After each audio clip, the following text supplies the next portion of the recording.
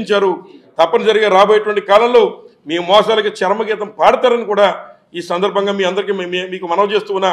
ముఖ్యంగా మరి చంద్రబాబు నాయుడు గారు ముఖ్యంగా మరి పోలవరం గురించి మాట్లాడారు, అలాగే ఇసుక గురించి మాట్లాడారు. ముఖ్యంగా మరి పోలవరం గురించి మాట్లాడితే ఈరోజు ఏదైతే కూటమి ప్రభుత్వంలో మరి ఉన్నటువంటి మోడీ గారే మాట చెప్పారు.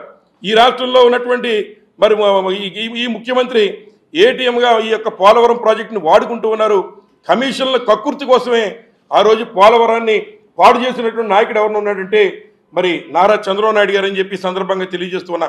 ఏం చేద్దంటే ఏదైతే ఒక ఎక్స్పర్ట్ కమిటీ చేశారో వాళ్ళు కూడా ఎవరు తీసుకున్న గోతులో వాళ్ళే పడతారన్న చందంగా వారు కూడా గతంలో ఈ రకంగా మరి ముందు చేయాల్సిన పనిని వెనకాల చేయాల్సిన పనిని ముందు చేయడం వల్ల ఈ పోలవరం ప్రాజెక్టు మరి పాడు చేసాడు ఈ యొక్క నారా చంద్రబాబు నాయుడు గారు అని చెప్పి సందర్భంగా మనవి చేస్తూ, నీకేమన్నా దమ్ము సత్తా ఉంటే మరి అవసరమైతే ఈ పోలవరం ప్రాజెక్టులో తప్పిదం ఎవరిది అనేటువంటి దాని మీద మీరు వచ్చిన నివేదికని బట్టపైలు చేయగలవా అని చెప్పి సందర్భంగా అడుగుతున్నాం.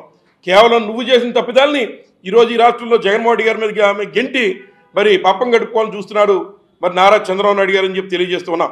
అలాగే ఇసుక ఫ్రీగా ఇస్తామని చెప్పి నిన్న కూడా మళ్ళీ చెప్తూ ఉన్నారు. మీ మాటలకి ఆడవాళ్ళ మాటలకి అర్థాలు వేరని ఏదో సామెతగా చెబుతూ ఉంటారు, కానీ ఆడవాళ్ళ మాటలకి అర్థాలు వేరు కాదు. ఆడవాళ్ళు ఈ రాష్ట్రానికి అవసరం, కానీ ముఖ్యమంత్రి నారా చంద్రబాబు నాయుడు గారి మాటలకి అర్థాలు వేరని చెప్పి సందర్భంగా తెలియజేస్తున్నాం. ఎందుచేతంటే ఇసుక మీద మరి ఉచిత ఇసుక అని పేరు పెట్టి గతంలో 10,000 రూపాయలకి ఎవరికి ఎటువంటి ఇబ్బంది లేకుండా ఇల్లు చేరే పరిస్థితి ఉంటే ఇవాళ 20,000 రూపాయలకి మరి ఇక్కడ ఉన్నటువంటి ఇసుకంతా కూడా అమ్మేసే కార్యక్రమం చేశారు. ముఖ్యంగా ఇక్కడ ఉన్నటువంటి ఇసుకంతా కూడా తెలుగు తమ్ముళ్ళు మొత్తం భోంచేసిన తర్వాత అప్పుడు మళ్ళీ లేకపోతే గతంలో మాదిరిగా మళ్ళీ సెల్ఫీలు తీసుకోవాలని పని వస్తుందేమో అని భయపడి ఆ ఇసుకంతా మేసేసిన తర్వాత ఇప్పుడు నారా చంద్రబాబు నాయుడు గారు వచ్చి మళ్ళీ కొత్త కథ మళ్ళీ ప్రారంభించారు. ఇసుకంతా కూడా మళ్ళీ ఉచితంగా ఇస్తామని చెప్తున్నారు. ఉచితం అంటే 20,000 అని అడుగుతున్నాం. అలాగే మరి అమాయకులైనటువంటి లారీ డ్రైవర్ల మీద గంటగంటని కూడా ఈ సందర్భంగా మీకు మనవి చేస్తూ ఉన్నా. ఇసుకేదో మరి లారీలు 2 రోజులు ఆపడం వల్ల రేట్లు పెరిగిపోయాయని చెప్తున్నారు. 2 రోజులు ఆపడానికి గల కారణం ఏంటని అడుగుతున్నాం. ఏదైతే మీ స్థానికంగా ఉన్నటువంటి మీకున్నటువంటి మీ నాయకులు మీ శాసనసభ్యులు అక్కడ బీటెక్స్ పేరుతో 6,000 రూపాయలు వసూళ్లు చేస్తూ ఉంటే అది కట్టలేక లేట్ అయ్యి ఆ డబ్బులను కూడా మళ్ళీ ప్రజల దగ్గర మరి తీసుకోవాలన్న పరిస్థితి వచ్చి ఇవాళ లారీ డ్రైవర్లంతా కూడా పాపం మరి ఆ రేట్లు పెంచక వారికి తప్పలేదని చెప్పి సందర్భంగా మీకు తెలియజేస్తున్నా. అంచేత ఇటువంటి తప్పిదాలని మీరు కూడా మరి ఏ రకంగా మీరు విచారణ చేస్తారో చేయాలని చెప్పి సందర్భంగా కోరుతున్నా. మన ఈ జిల్లాకి సాక్షాత్తు మీ యొక్క ఎవరైతే మీ మంత్రి గారు ఉన్నారో వారే మరి వచ్చి అక్కడ లారీ డ్రైవర్లకు మాట్లాడుతూ ఉంటే ఇక్కడ ఏం జరిగిందో మాకు కూడా తెలుసు అని చెప్పి వారు కూడా తేలికుట్టిన దొంగలు ఎక్కడి నుంచి జారుకున్న పరిస్థితులు అందరికీ తెలుసని ఈ సందర్భంగా మీకు తెలియజేస్తున్నా. అలాగే మరి ఇంకా ఉన్నటువంటి అంశాల్లో ఏదైతే మరి పోలవరం ప్రాజెక్టు కానీ లేదా ఉన్నటువంటి ఇసుక విషయంలో కానీ ఇవన్నీ మళ్ళీ వానపల్లిలో ఇంకోసారి ప్రజల్ని మోసం చేసే కార్యక్రమమే నారా చంద్రబాబు నాయుడు గారు చేశారు తప్ప ఎక్కడ ఇందులో కొత్తదనం ఏమీ లేదని చెప్పి సందర్భంగా తెలియజేస్తూ ఉన్నాం.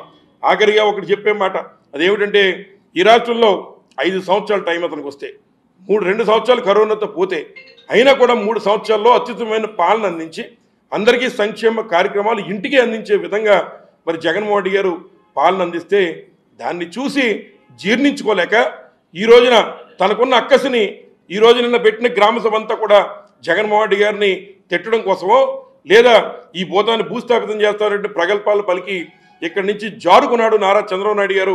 తప్పనిసరిగా మీరు చేస్తున్న మోసానికి తగిన మూల్యం చెల్లించుకునే రోజు వస్తుందని చెప్పి ఈ సందర్భంగా మీకు మనవి చేస్తూ ఈరోజు వానపల్లి గ్రామంలో ఉన్నటువంటి అక్కడ ఉన్నటువంటి రైతాంగానికి నష్టపరిహారం ఇచ్చేటువంటి దాంట్లో కానీ గతంలో ఎక్కడైనా పంటలు పాడైతే ఏదైనా అక్కడ ఈదురుగాలు వస్తే జగన్మోహన్ గారి ప్రభుత్వంలో మరి అంబేద్కర్ కోనసీమ జిల్లాకి 14 కోట్ల రూపాయలు మంజూరు మరి పంట నష్ట నిమిత్తం వస్తే అందులో 8 కోట్ల రూపాయలు మరి ఆ రోజున వీరికి రైతులందరికీ కూడా ఇమీడియట్గా ఆ సీజన్లోనే జగన్మోహన్ రెడ్డి గారు ఇచ్చేటువంటి విధంగా ప్రతి అరటి ఎకరానికి కూడా 10,000 రూపాయలు చొప్పున పంపిణీ చేసే కార్యక్రమం జగన్మోహన్ రెడ్డి గారు చేశారు.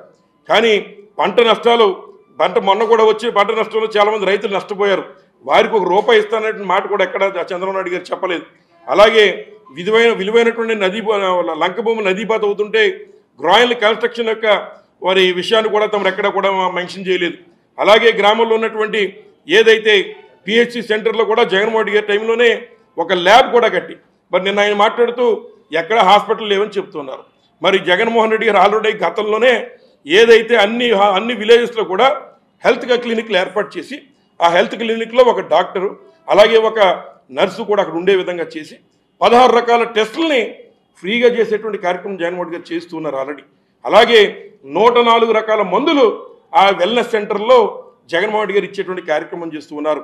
ఇవాళ ఆయన మాట్లాడుతూ ఏదో ఒక సెల్ ఫోన్ కంపెనీ లాంచింగ్ ఆయన వచ్చినట్టు మళ్ళీ పాత కదే ఏదైతే నేను సెల్ ఫోన్ కనిపెట్టాను లేదా కరెంటు నేనే కనిపెట్టానేటువంటి పాత కథలు వినడానికి ప్రజలు అమాయకులు కాదు. ఏదైతే సెల్ ఫోన్ గురించి చెప్తూ మరి ఏదైతే దోమల నివారణ కార్యక్రమంలో గతంలో కూడా అందరూ నవ్వుకున్నారు. నిన్న కూడా ఆయన యొక్క ప్రసంగానికి 1:20 నిమిషాలు మాట్లాడితే అందులో మరి ఉపయోగపడేటువంటి విషయాలు లేవు. కానీ మరి కేవలం ఏదైతే ఈ యొక్క సెల్ ఫోన్ కంపెనీ లాంచింగ్ ఒక ముఖ్యమంత్రి వచ్చినట్టు ఆయన మాట్లాడి వెళ్ళిపోవడం విడ్డూరంగా ఉంది. ఎందుకంటే ఎక్కడైతే దోమలు ఉన్నాయో దాన్ని గుర్తించి డ్రోన్కి చెప్తే డ్రోన్ వచ్చి అక్కడ మరి మందు కొట్టి వెళ్ళిపోతుంది అనేటువంటి మాట చెప్తున్నాడు. అలాగే ఎక్కడైనా పంట నష్టం జరిగితే ఆ సెల్ ఫోన్లో ఫోటో తీసి పంపితే అది ఏంటో పైనుంచి వివరణ ఇచ్చే కార్యక్రమం చేస్తారట.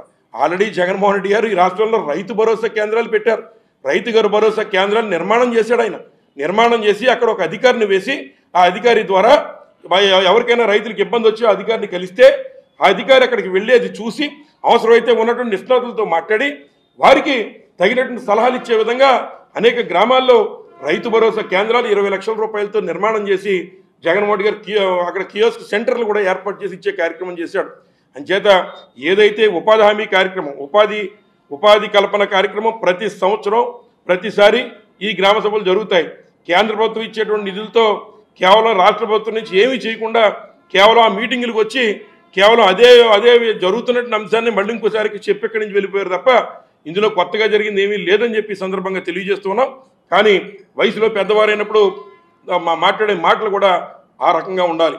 ఏదైతే మరి ఉన్నటువంటి జగన్మోహన్ రెడ్డి గారు ఈ రాష్ట్రంలో ముఖ్యమంత్రిగా అనేక మంది మన్ననలు పొందినటువంటి వ్యక్తిని ఇష్టానుసారంగా భూస్థాపితం చేస్తాం పాతేస్తాం అనే విధంగా మీరు మాట్లాడడం మరి మేమందరూ కూడా ఖండిస్తూ ఉన్నాం. ఎప్పటికన్నా మీరు నోరు సరి చేసుకోవాలి, హుందాగా మాట్లాడాలా అని చెప్పి వైఎస్ఆర్ కాంగ్రెస్ పార్టీ తరఫున డిమాండ్ చేస్తూ మరి రాబోయేటువంటి కాలంలో అయినా మీరు ఈ మోసపూరితమైన కార్యక్రమాలను కట్టిపెట్టి మీరు ఇచ్చినటువంటి 6 హామీలు ఏదైతే మీరు ఇచ్చినటువంటి సూపర్ 6 కార్యక్రమాలు ఎప్పటి నుంచి అమలు చేస్తారో మీకు ఏమన్నా దమ్ము సత్తా ఉంటే జగన్మోహన్ రెడ్డి గారిని మాట్లాడే ముందు మీరు ఆ డేట్లు అనౌన్స్ చేసి మీ చిత్తశుద్ధి నిరూపించుకోవాలని చెప్పి ఈ సందర్భంగా కోరుతూ సెలవు తీసుకుంటూ ఉన్నాం.